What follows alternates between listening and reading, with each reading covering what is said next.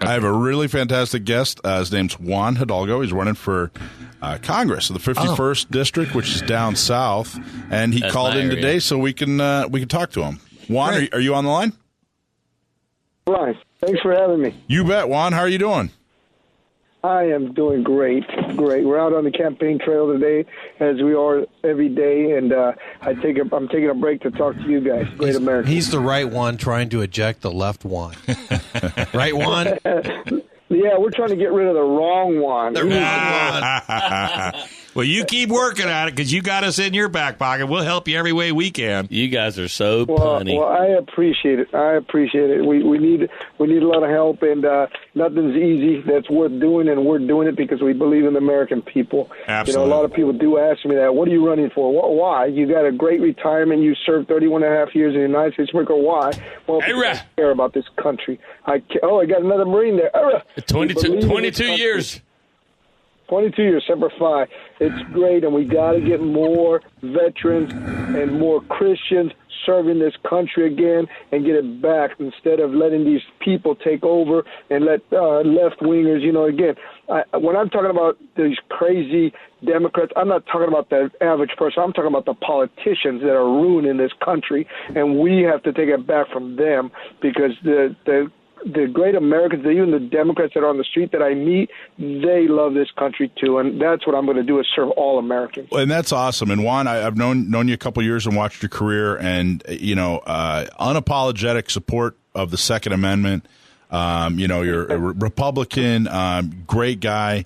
But I wanted to talk a little bit about you. Now, you just let everybody know that you were in the Marine Corps for over 30 years, rose to the rank of Sergeant Major, which is awesome, and thank you so much for your service. But I want to talk about, and people can find you, by the way, on your web page, which is hidalgoforcongress.com, and it talks all about your positions. But I'm going to talk about you. I want to talk a little bit about, you're retired, you serve the country. People have asked you before, why are you running? But what was the decision? What were you actually doing, and what was the final straw that broke the camel's back where you said, you know what, that's it, I'm running for Congress? Yeah, just right as I got ready to retire back in 2015, people were, talking to me, hey, you have the background, you have the education, you have a lot of experience, why don't you? And what really got me was when you remember when in Tennessee, at the I&I, they went in, that one terrorist went and shot up recruiting station, and then shot up, that's these they just terrorists, had an anniversary. people like that. That just got me. I said, we got to get more people that will take care of our military, take care of great Americans. And that was, I wasn't retired yet, so I couldn't say anything. We waited till we retired on 1 October, and in November we started running again. And, the biggest picture, to really answer the question in full, is just really my love for this country. I love this country, and, the people try to entice me to go to other districts and run here, run there. I said, no, I wanted to run for the 51st because I grew up in the 51st district. I'm from National City. Oh, wow, I didn't know that. I'm not like the wrong one who says he was born there and then. Well, we find out he grew up in Santee, and he went to Santee High. I am from National City, and that's my affection for this district, is because my dad still lives in the same home that I grew up in. So I care about the people. I know the district. I'm sitting in Chula Vista right now. So when you were after National, you grew up in National City. What made the decision to join the Marine Corps? Oh man, that's awesome. That's a great story. I love telling that. I had a gentleman across the street from me. His name was Jack Wilkinson, and back in the 70s when you're growing up, you when you did a project in the neighborhood, everybody came. It didn't matter what you're doing. Nobody did anything except for the guys doing it, but everybody watched. Well, Jack would always be there, and Jack would be telling these, now I know, but they were true sea stories about him on Iwo Jima, him in the Chosin Fosen, him in Da Nang. He was World War II, Vietnam and Korea veteran. Wow. And I heard that. And at a very young age, my cousin and I would listen to stories and, you know what? I want to be a Marine. That's what I want to do when I grow up. And sure enough, at 17, it's 10, we were down there. They said, get away, kids, you're too young. But at 17, we went, and as I was too young, they wouldn't take, my dad wouldn't sign.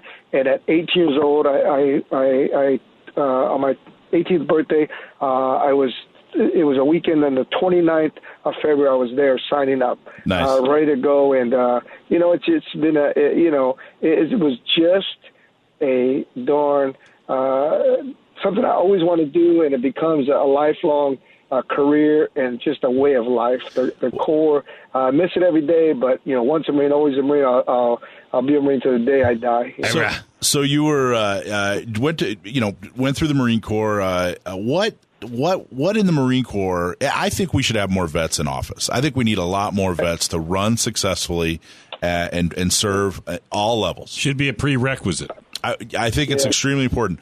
But maybe could you tell us what about being a Marine prepares you to be an elected official? Sure.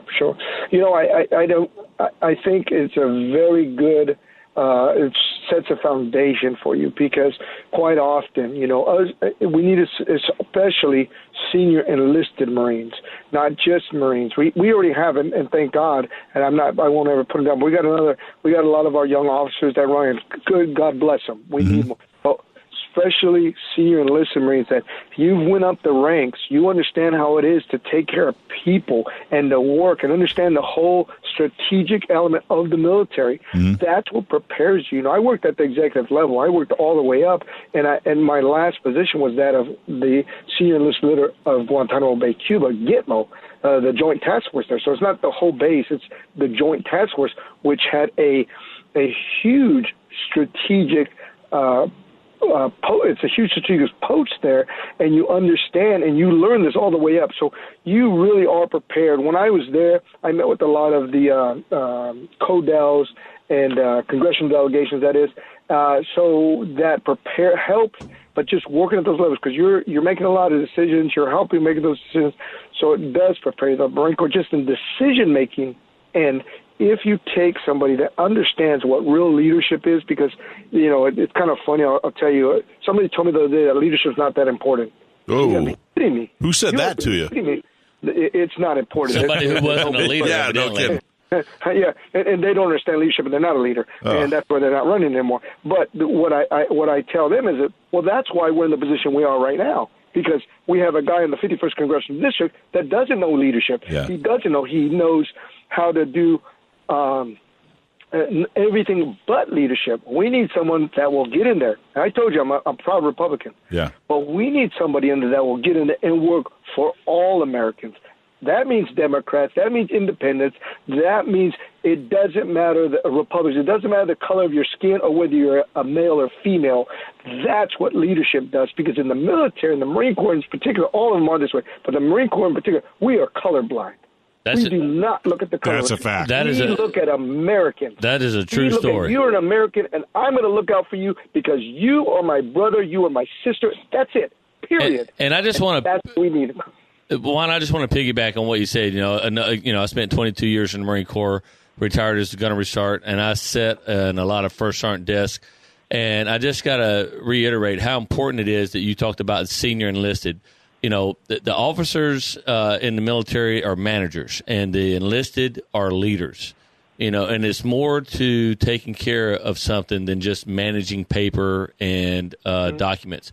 You have to be able to be a leader and understand the difference between a leader and a manager. A leader understands things at the ground level, and they have an understanding of things at the 30,000-foot level. So they see the big picture, and they understand the plight of the person, at the bottom rung. And when you have both of those insights as a person, as a politician, you get to make the best decisions based for everyone, not just the people at the top tier and not just for the people who are hurting.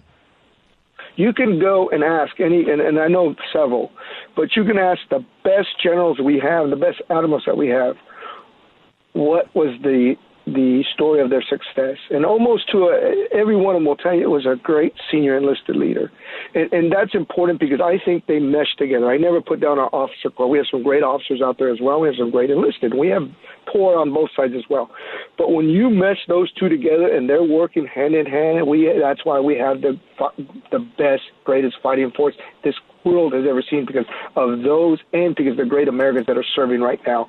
So when we put those, and when you take those and you would say this guy or this girl wants to run for Congress or for any political office, they are awesome. And I know I will be a great asset to it because, again, one thing we're going to have to do is we have to educate a lot of people, because the person I told you, leadership, it's not important. Well, that's not something, they don't know what they're talking about. The other thing is with enlisted, as you know, most people don't know, everybody's a sergeant to a lot of civilians. They don't understand the difference. And there's a huge difference as you move up the ranks. And a lot of people, I've been educating people because a lot of people don't know. Well, what did you do? And I had someone tell me that several times. Well, you were just a sergeant. Hold on, stop. Oh, my God. I'd love for somebody to thank you so much. Really appreciate you coming on. That's why you're going to be a great congressman. People who want to help out Juan, go to, what's your website? HidalgoForCongress.com. Check us out. You could also make contributions and come help us.